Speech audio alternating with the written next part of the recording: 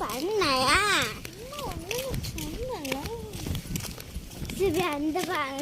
மாட்டா உனக்கு ₹1 chalk piece எங்கே வந்துடுங்க சாக் பீஸ் இருக்காங்க ₹1 சாக் பீஸ் ₹1 சாக்லேட் எது வேணும் தீபா ₹1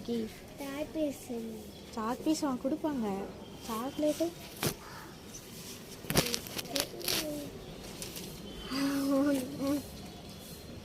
வாங்கிக்கோ ₹1 சாக்லேட் ஏதாவது